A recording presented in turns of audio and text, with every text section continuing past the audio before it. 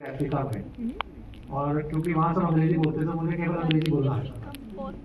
फिर जब इंडिया में मैं आया 5-6 साल का, हिंदी तो आती नहीं थी, तो स्कूल में बड़ी खिल्ली उड़ती थी। एकमात्र विचित्र में प्राणी होगा जिसकी खिल्ली इस वजह से उड़ती थी क्योंकि हिंदी नहीं आती ना अंग्रेजी आती थी, वरना तो अदर वे राउंड होता है ना। तो समय लगा हिंदी सीखने में, तो पहला फेलियर यहीं से शुरू हो गया। 6 स्कूल बदलने पड़े, वो भी तब जबकि मेरे पिताजी भी डॉक्टर थे और सरकारी नौकरी में नहीं थे। सरकारी नौकरी में इनफैक्ट इंटरेस्टिंग बात है, उनकी पहली और अंतिम सरकारी नौकरी थी बाराबंकी में, बतौर सिविल सर्जन थे वो। 1972 से या 73 से लेके 3-4 साल वहां रहे। पहली और अंतिम नौकरी थी, और किसी से कुछ नाराजगी हो गई, लड़ाई हो गई एज ए सिविल सर्जन, और नौकरी छोड़ दी। और फिर नाइजीरिया एक देश होता था अफ्रीका में, सोचिए उस जमाने में, वहाँ पे कोई नौकरी, उनको कोई ऑफर आया वहाँ के वहाँ से, और वहाँ चले गए थे, और वहीं पे हम लोग का बचपन बीता। लेकिन उसके बावजूद जब इंडिया आने के बाद भी लगातार स्कूल हमें चेंज करने पड़े। पहले प्रयागराज में, फिर नोएडा में, फिर दिल्ली में, और हर बार मुझे स्कूल चेंज करने में बड़ी दिक्कत होती थी। नया एनवायरनमेंट होता था, नया सब कुछ होता था। तो ये दूसरा फेलियर रहा। ये स्ट्रगल जो है ये अभी भी कंटिन्यू कर रही है। फिर 11वीं कक्षा में क्या होता है, जब 10वीं में नंबर अच्छे थोड़े आ जाते हैं,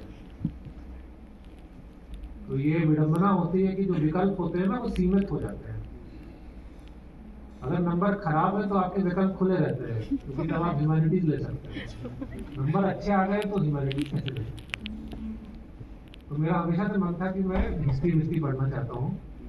मुझे पता था बहुत ज़्यादा काबिलियत है नहीं, कर नहीं पाऊंगा अगर कुछ और करूँगा, लेकिन क्योंकि नंबर गलती से अच्छा आ गया 10th में, तो मजबूरी थी कि 11वीं कक्षा में फिर क्या होता है, साइंस विद मैथ्स होता है या साइंस विदाउट मैथ्स और बायोलॉजी होता है।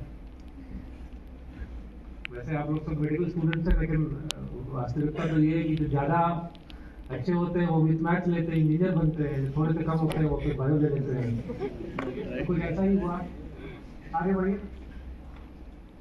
तो 11वीं में, लेकिन क्योंकि पता था कुछ ज़्यादा तो काबिलियत है नहीं, तो मैथ्स में फेल हो गया 11वीं कक्षा में। ठीक, ये अभी तक ये था कि कम से कम स्कूल में सब्जेक्ट में फेल नहीं हो रहे थे, तो लगा कि इसको काहे छोड़ दे, इसमें एमबीबीएस में पहला, क्योंकि बायो लिया था, एमबीबीएस करना ही था, पिताजी भी डॉक्टर थे, तो एमबीबीएस का पहला एंट्रेंस एग्जाम दिया, उसमें फेल हो गए।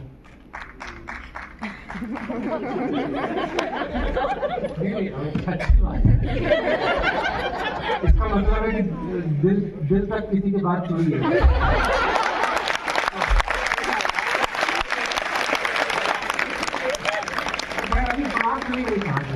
मुझे लगा कि नहीं, अब चलो थोड़ी मेहनत कर लेते हैं, अब एक बार फेल हो गए तो अब क्या दोबारा कॉलेज में जाके हिस्ट्री पढ़ेंगे। तो एक साल किसी तरीके से होता मेहनत की काफ़ी, और फिर क्लियर हो गया। मतलब तो क्लियर हो गया, चलिए सीबीएसई भी हो गया, सब कुछ हो गया, मैं पहुंच गया वहाँ मौलाना। अब मेडिकल कॉलेज भी कोई वैसा थोड़ी ना है कुछ, मतलब कि वहाँ चले जाओ और अपने आप होता रहेगा। बहुत मेहनत पड़ती है। अभी मैं वहाँ कह रहा था झांसी में, जब मेडिकल कॉलेज में गया था, कि ब्रह्मांड में जितनी पढ़ाई यहाँ होती है वहाँ कभी हो ही नहीं सकती है।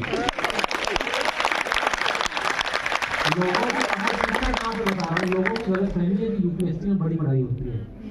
जितनी पढ़ाई यहाँ थी ना, उसका 0.01% भी यूपीएससी क्लियर करने में नहीं आना चाहिए।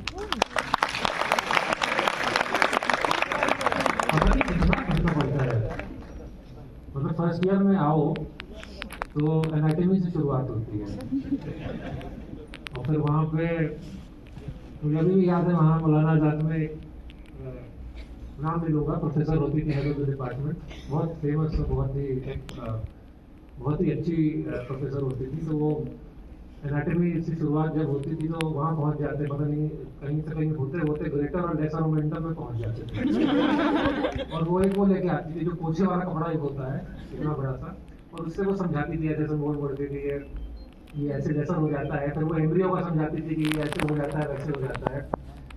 फिर लगा कि नहीं ये तो समझना पड़ेगा। फिर वहाँ लाइब्रेरी होती थी, लाइब्रेरी में गए, ग्रेज एनाटॉमी लिया।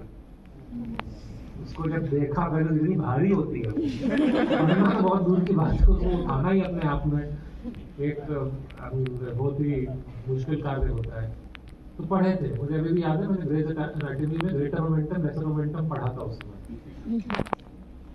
लेकिन एग्जाम में जब आया था तो भी शायद ही कुछ याद रहा होगा। तो बहुत ही मुश्किल से प्रिंसिपल साहब जैसे अच्छे लोग रहे होंगे, जो प्रोफेसर आए होंगे, एक्सटर्नल प्रोफेसर, या मासूमियत पे चले गए होंगे, या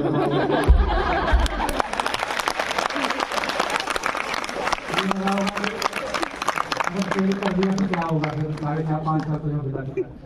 तो पास होते रहे, बस पास ही हो रहे थे और कुछ नहीं हो रहे थे। फिर अब उसके बाद अभी नेक्स्ट फिर जब IAS में आ गए, उसकी कहानी अभी थोड़ा देर में आएगी। तब लगा अब तो आ गए, अब तो हो गया, अब क्या बचा है जीवन में।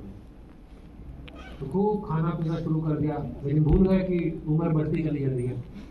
होता क्या है, जब आप 35 साल के होते हो अचानक से तो क्या होता है आपका जो, अब ये मेरी थ्योरी है, कोई इसका साइंटिफिक बेसिस नहीं है, पर्सनल बेसिस है, कि आपका जो मेटाबॉलिक रेट होता है वो बहुत घट जाता है। खाना कम करते नहीं है, उतना ही खाएंगे, तो वेट बहुत जल्दी जल्दी बढ़ने लगता है, पता भी नहीं चलता कि वेट बढ़ता जा रहा। अचानक से वेट बहुत ज़्यादा बढ़ गया। ये 2015, 16, 17 की बात है। जब वेट बढ़ता है ना तो खुद नहीं समझ में आता है, खुद को लगता है नहीं कल काम है। एक हम लोग का नौकरी के 9 साल के बाद एक अकेडमी में, मसूरी वाली जो अकेडमी है, वहाँ पे मिड करियर ट्रेनिंग होती है। तो वहाँ उस समय उन्होंने एक नई मशीन खरीदी थी, BMI की मशीन। वहीं जाके पता चला BMI क्या चीज होती है। क्या होती है BMI? Body mass index. तो हमें तो लगता था हम तो बहुत फिट है। तो उस मशीन में गए, तो उसने कहा कि दिया नहीं, आप जो है ओबीस है। तो तब थोड़ा शौक लगा कि अच्छा हम ओबीस है। तो ये है, पूरे बहुत सारी और असफलताएं हैं, लेकिन इतना काफी है जानने के लिए। ये पूर्ण रूप से एक असफल जीवन रहा है। हाँ, तो ये कौन है? ये वही हूँ, और कौन हो सकता है, ये कहानी है। तो यार वो इसमें क्लिक करिएगा तो YouTube पूरा देखने इंटरनेट है, साउंड ऑन है कि नहीं है?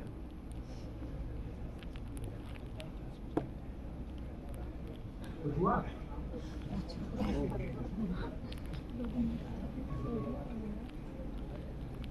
हाँ, ब्राउज कर लीजिए YouTube।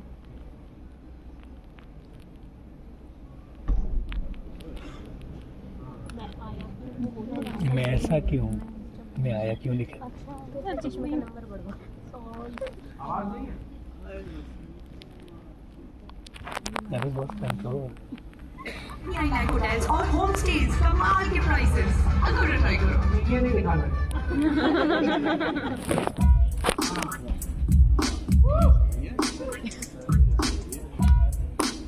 यही था, नाम पता ही होगा, पूरा देखने की जरूरत है।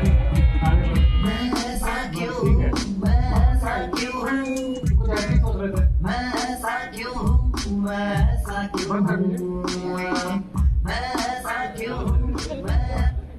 वापस उस प्रेजेंटेशन में ले जाइए। तो जब 12वीं ये जब MBBS खत्म कर लिया, किसी तरीके से घिसकते पास हो गए थे, तो फिर ये वाली फिल्म उसी समय शायद रिलीज हुई थी। तब इस गाने को देख के लगा कि कुछ ऐसे ही स्थिति, मनोस्थिति हमारी भी होगी। नेक्स्ट है ये कौन है? हाँ, पापा। तो जब ये निर्णय लिया कि बहुत हो गया फेल होते होते, अब कुछ ऐसा करें जिसमें कम चांस हो फेल होने की, या फिर एक ही बार ट्राई कर लेते हैं, अगर फेल ही होना है तो यही मान लेंगे। तो सोचा कि चलो IAS बन लेते हैं। पता है IAS बनने का वैसे जब इंटरव्यू में पूछते हैं IAS क्यों बनना चाहते हो, तो जवाब होते हैं कि हम कुछ देश के लिए करना चाहते हैं, हम कुछ भला बहुत सारे जवाब होते हैं जो कि कोचिंग अकेडमी में ही पढ़ाया जाता है। लेकिन मुझसे व्यक्तिगत रूप से अगर आप पूछेंगे ऑफ द रिकॉर्ड, तो मेरा कारण तो ये था कि ये मात्र ऐसा एग्जाम है जिसमें कि एक बार एग्जाम दे दो फिर दोबारा नहीं पढ़ना पड़ता। कोई भी और एग्जाम आप दीजिए, उसके बाद उस एंट्रेंस में ज़्यादा पढ़ना पड़ता है इसको छोड़ के। तो ये बड़ा मेरे लिए बड़ा अच्छा था कि इसमें एक ही बार पढ़ना पड़ेगा। तो खैर बड़ी मुश्किल से पिताजी को समझाया, क्योंकि वो खुद डॉक्टर थे, तो उनकी भी यही मान रहे होंगे कि बच्चे भी डॉक्टर बने। मान गए खैर किस तरीके से। ये कौन हो गया, अब जब मान गए तो ये मेरी स्थिति है। एक बार वो दोबारा लगाइए तो यूट्यूब वाला लिंक है, उसको क्लिक करिए।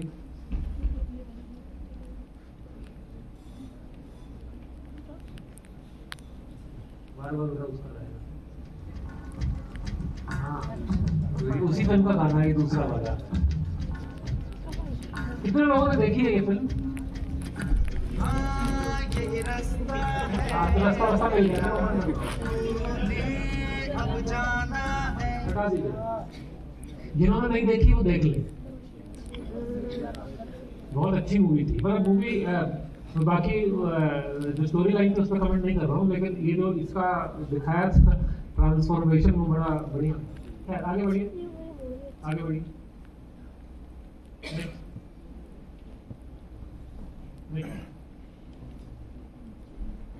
हाँ, तो फिर ये सब जब वो मूवी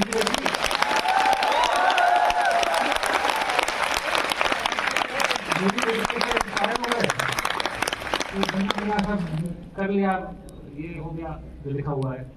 फिर अगला दिखाइए। अरे दबा दो भाई। और पता नहीं यहाँ इंटर्नशिप होती होगी, जिनमें कितने घंटे और करना पड़ता है?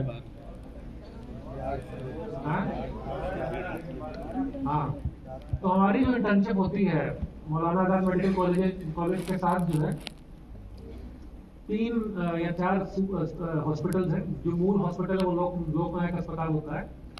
उसके अलावा एक जीवी पंत अस्पताल है, वो सुपर स्पेशलिटी है। एक गुरु नानक आई सेंटर है, मोस्टली लोकनायक अस्पताल में ही होती है। पूरे साल में केवल 12 छुट्टी मिलती थी, संडे इंक्लूडेड। यानी 300 साल में कितने दिन होते? 365 में से 12 हटा दो, बचे 353। इतने ही बचे ना, मैथ्स में फेल हुआ था। 353 दिन आपको आना है।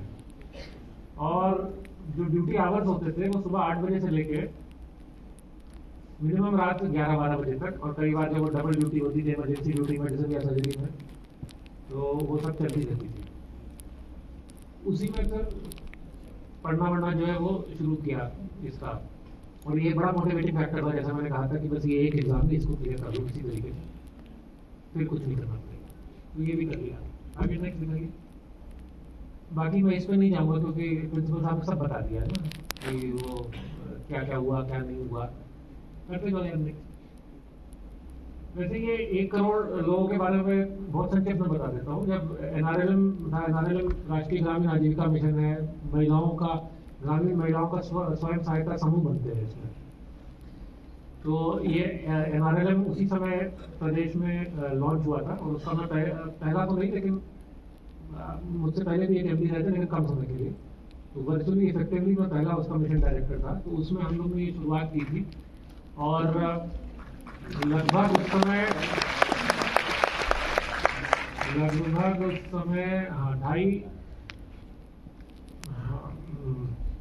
2,50,000 स्वयं सहायता समूह बने थे। और हर समूह में 10 से 20 महिलाएं होती हैं। तो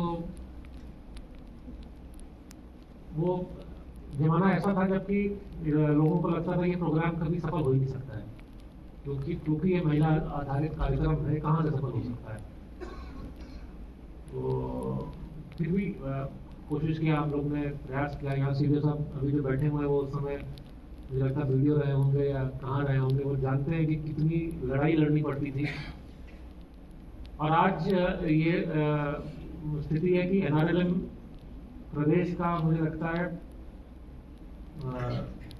गरीबी उन्मूलन का, पॉवर्टी एलिविएशन का ये मुख्य कार्यक्रम आज के उसमें बन गया। मैं ये नहीं कह रहा हूँ कि योगदान पूरा का पूरा मेरा है, मेरे बाद भी बहुत सारे अच्छे लोग रहे हैं, लेकिन मैंने शुरुआत की थी तो थोड़ा सा श्रेय ले लेता हूँ। और लिंक्डइन पे मैं ये नहीं करता हूँ कि श्रेय का प्रतिशत 5% था। अच्छा, फिर एक जो दूसरा वाला 10 करोड़ लोग है, इसकी कहानी भी दिलचस्प है। आज से 10-15 साल पहले मेरे जब ग्रैंडफादर की डेथ हुई थी, तो खतौनी में उनका नाम, पिताजी का नाम आना था गांव में, फर्रुखाबाद में गांव में। तो बहुत दिन से हम लोग प्रयास व्यास कर रहे थे, हो नहीं पा रहा था। फाइनली उसमें 5,000 रुपये लगे थे होने में। उसके बाद जो है नाम जो है 5,000 क्या लगे थे, 5,000 देने पड़े थे, तब जाके नाम जो है वो खतौनी में आया था। तब से मुझे ये बात लगती थी कि ये इसकी क्यों जरूरत पड़ती है। तो मौका मिला जब सीएम ऑफिस में थे, माननीय मुख्यमंत्री कार्यालय में, तो एक हम लोग ने कोशिश किया कि सारे जितनी ये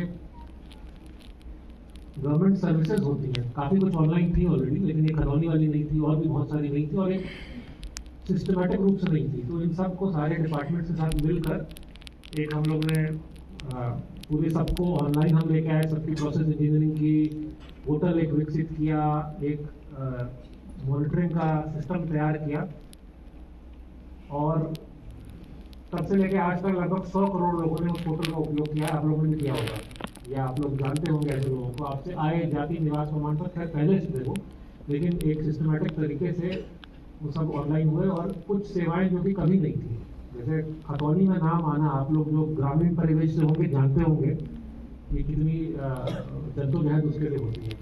तो वो सब प्रयास किया था। तो वो भी क्या दिक्कत है, लिंक्डइन पूछता है तो कितने लिए और बाकी ये सब नदी वदी थी बाराबंकी में जब थे, अभी वो भी मित्र साहब ने बताया। लेकिन नदी भी जो है ना, ये भी होता है be at the right place at the right time. थोड़ा सा भी काम करो उसको काफी दिन करो, ये इसकी लानी चाहिए। नदियों का उत्थान हमेशा से होता आ रहा है, और इससे भी कहीं ज्यादा बड़ी नदियों को पुनर्जीवित किया हुआ, कहीं ज्यादा बहुत अच्छा काम हुआ है। लेकिन लक की बात है कि जब इस नदी का जिसकी मैं बात कर रहा हूँ काम किया बाराबंकी में, उसी समय लॉकडाउन हुआ था, तो इस वजह से वो हाईलाइट होगी, बाकी कोई बहुत बड़ी बात नहीं थी। और जहाँ तक कोविड वैक्सीनेशन मॉडल की बात है, जो प्रिंसिपल साहब ने कहा, वो जरूर ये था कि उसमें भी ये मेरा ब्रेन चाइल्ड नहीं था, जिले में और लोग तो उन्हीं का आइडिया था ये कि लॉकडाउन में हम लोग ने वैक्सीनेशन शुरू किया, और हम अपेक्षा कर रहे थे कि लोग हमारे अस्पताल तक आए। कैसे आ सकते हैं जब साथ ट्रांसपोर्ट बंद है, लॉकडाउन में सब कुछ है और लोग डरे हुए भी हैं। तो हम लोग ने ये कहा कि हम लोग अस्पताल पीएचसी सीएचसी की जगह गांव में जाए। गांव में जो हमारे सरकारी बिल्डिंग है, चाहे वो स्कूल हो चाहे जो हो, वहाँ बैठ के हम कैंप लगा दें, वहाँ एक एम्बुलेंस खड़ी कर दें, डॉक्टरों की मोबाइल टीम वहाँ कर दें, और गाँव को हम सैचुरेट करना शुरू करें। एक पायलट के रूप में शुरुआत किया था, और इतना सक्सेसफुल ये रहा कि उसको फिर पूरे स्टेट में जो है एडॉप्ट कर लिया। तो ये थी कहानी सफलता की।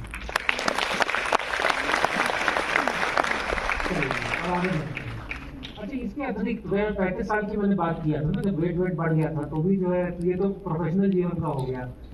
ऐसी बहुत सारी चीजें जो कि हमेशा से मुझे करने का मन था, लेकिन कभी अपॉर्चुनिटी नहीं मिलती थी। कहाँ मिलती थी, कहाँ स्विमिंग पूल कहाँ होता है। जब हम लोग छोटे होते थे, बच्चे होते थे, स्विमिंग सीखा पिछले 2017-18 में। जिम में भी सब जाना शुरू कर दिया जब ये लगा ना, जब वो जो मशीन थी जो मैंने बताया कि बहुत ज्यादा वेट हो गया आपका, कुछ नहीं करोगे तो बड़ा मुश्किल होगा। सुबह उठना बड़ा पेनफुल होता था, लेकिन शुरू किया सुबह 6 बजे उठना। अभी एज स्टूडेंट्स तो मुश्किल है आप लोग के लिए, क्योंकि रात में जगना भी होता है, लेकिन बाद में जो है कोशिश करते। तो ये सब चीज़ें जो है 35 साल के बाद जो है वो शुरुआत की। चलिए next life style, diet change, बहुत सारी चीज़ें बंद कर दी। चीनी बंद कर दिया, दूध भी बंद कर दिया, चावल को बिल्कुल मिनिमाइज कर दिया, बहुत सारी चीज़ें बंद की। मेरी एक चीज थी बचपन में कि मैं सपने बहुत देखता था। बहुत छोटा था तो किसी ने पूछा क्या आप बनना चाहते हो। मैंने पूछा सबसे शक्तिशाली कौन होता है पूरी दुनिया में। अब उन्होंने कहा अमेरिका का प्रेसिडेंट। यही बनेंगे फिर और क्या है। तो तब ये सोचा था, फिर बड़े हुए तो पता चला नहीं बन सकते, और वाकई नहीं बन सकते हैं। क्यों नहीं बन सकते? क्योंकि अमेरिका में आप तभी प्रेसिडेंट बन सकते हो जब आप वहां पे पैदा हुए हो, वरना तो कोशिश जरूर करते हैं। और अभी भी इच्छाएं बहुत है, अभी भी पढ़ाई को लेकर ना, क्योंकि वीडियो ने जैसे बताया कि किसी तरीके से निकली तो एक ख्वाहिश रह गई अधूरी कि किसी कॉलेज में जाए जहाँ पे अच्छा परफॉर्म करे। ये अभी सपना मैं अभी भी देखा हूँ, कहीं कभी किसी दिन हार्वर्ड या ऑक्सफोर्ड जाऊँगा, वहाँ पर पढ़ाई करूँगा। खैर आगे बढ़िए। हाँ, ये थोड़ा पिक्चर भी दिखा दूँ अपनी। वो बाएं हाथ वाली जब BMI ने कहा था कि बहुत ज़्यादा वेट हो गया, ये दाहिने हाथ वाली है। चलो आगे चलो। आप प्रोफेसर अपने बारे में बताइए, अब जो है दुनिया के बारे में, ये क्या है? कुछ बोलो। लोगों के नाम लिखे हुए हैं ना, कौन लोग हैं ये वो सैनिक हैं जिनकी मृत्यु यूरोप में प्रथम विश्व युद्ध में हुई थी। विशेषकर बेल्जियम में एक जगह कहलाती है, कभी गूगल में सर्च करना, उसकी स्पेलिंग है YPRES, प्रोनाउंसिएशन है इप्रे, वाइपर्स नहीं है, इप्रे है। बेल्जियम में एक जगह है। प्रथम विश्व युद्ध के सबसे जो दर्दनाक युद्ध हुए थे वो यहीं पे हुए थे, और तब ब्रिटिश एम्पायर का पार्ट था, तो उसमें इन लोगों की मृत्यु हुई थी। इनको इसको क्यों दिखा रहा हूँ मैं यहाँ पे? अगली साइड चलिए। हाँ, ये हमेशा से मेरी एक ये भी ख्वाहिश थी कि मैं जब मौका लगेगा तो प्रथम विश्व युद्ध, द्वितीय विश्व युद्ध की जो साइट्स हैं वहाँ पे एक बार मैं जाना चाहता था। तो अभी 2019 में ये मौका लगा, तो मैं यहाँ बेल्जियम में गया। यहाँ पे ये तो देख रहे हैं आप बाएं हाथ पे बेल्जियम का फ्लैग और इंडिया का फ्लैग है, इप्रे में, बेल्जियम में। और ये दाहिने हाथ पे ये गेट जो पिक्चर है, ये एक गेट है, एक मेलिन गेट कहलाता है। वहाँ पे उन्होंने हमारे देश के सैनिकों के नाम लिखे हुए जिनकी जो वीर गति को प्राप्त हुए थे। ये जो बीच में है ये वो ट्रेंच है।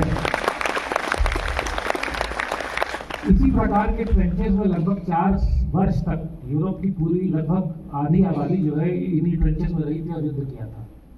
उसमें हमारे देश के भी लोग थे। इसका एक और कनेक्शन है जो हमसे संबंधित है, अभी उस पर भी आगे आते हैं। नेक्स्ट चलिए। इस व्यक्ति का, इसको कोई जानता नहीं, जानते होंगे, वहीं जाके मुझे भी पता चला था इसके बारे में।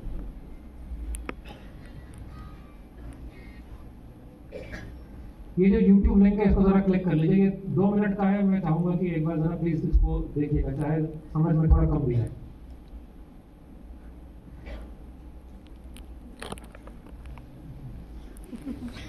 ऐसा कुछ है नहीं इसमें।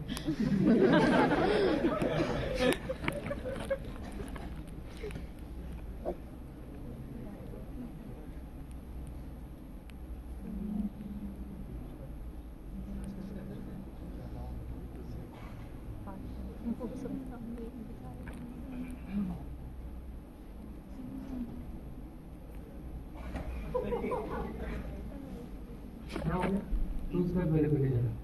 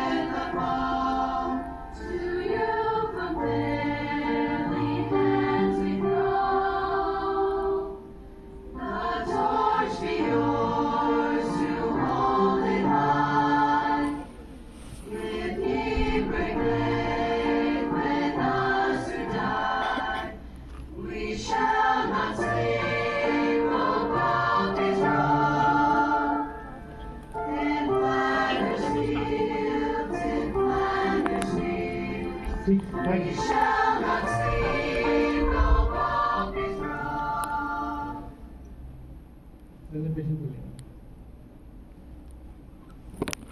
एक बार क्लिक करिए। ये व्यक्ति एक डॉक्टर था, लेफ्टिनेंट कर्नल जॉन मैक्रे। ये कैनेडियन आर्मी में था वहाँ पे, और इसने ये पोएम लिखी थी। ये दुनिया की सबसे मूविंग पोएम्स में से एक है, और इसकी मृत्यु भी 1918 में हुई थी, उस समय चली जाती है। इसकी जो कहानी है और इसकी जहाँ पे ये तैनात था, ये वही जगह इब्रे जहाँ पे मैंने अभी आपको दिखाया था। पता नहीं, मुझे तो ये बहुत मूविंग लगता है जब भी मैं इसके बारे में पढ़ता हूँ। इसकी उम्र देखिए आप, ये क्या उम्र था ये, बाकी मेरी उस थोड़ी झलक थी। नेक्स्ट, हाँ लेकिन ये भी है, इनको कौन जानता है? हाँ, इनको क्यों दिखा रहा हूँ मैं? मैम जी नहीं है, मैम जी वैसे लोग सफल लोग मैम जी में कहाँ पढ़ते हैं? ये डॉक्टर है लेकिन यूसीएमएस के, university college of medical sciences के। ये सब मैं क्यों दिखा रहा हूँ वैसे? जैसे मैंने कहा था कि बड़ा रैंडम सा प्रेजेंटेशन है, जो मेरे दिमाग में आता है मैं डालता हूँ। नेक्स्ट हाँ, तो आप कैसे खुश रहे? अंतिम 2 स्लाइड में से आप ये है। सफर तो मुझे पता नहीं, खुश रहने के बारे में बता दो। सफर जब होगा तो बता दूंगा अगली बार जब कभी हुआ। लेकिन खुश कैसे रह सकते हैं इसके बारे में कुछ ज्ञान है अभी। नेक्स्ट, पहले तो सपने देखो। अभी भी देखता हूँ मैं कि कभी अगर यूएस के कॉन्स्टिट्यूशन चेंज हुआ और वो अलाउ करते हैं तो कोशिश करेंगे एक बार।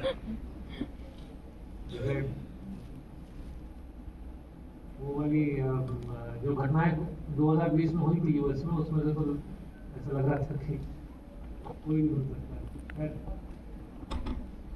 और सबसे जरूरी चीज है कि हमेशा फेल होना चाहिए। दूसरी बात है कि उससे सीखना चाहिए, लेकिन फेल तो होना ही चाहिए, क्योंकि जब फेल करोगे उससे पहले कुछ करोगे तभी तो फेल होगे, कुछ करोगे नहीं तो फेल क्या होगा। और ये बड़ी किताबें रखती है, बड़ी क्लीशे लगता है कि ये तो नहीं होना चाहिए, लेकिन ये वास्तविकता है, पूर्ण रूप से वास्तविकता है। और आप लोग महसूस करेंगे अगर फेल नहीं होंगे तो पता ही नहीं चलेगा कि सफल होने का रास्ता क्या है। एक रास्ता तो बंद हुआ ना, फेल हो गए तो पता ये तो नहीं करना है दोबारा, एक तो कम हुआ। नेक्स्ट, दूसरी मेहनत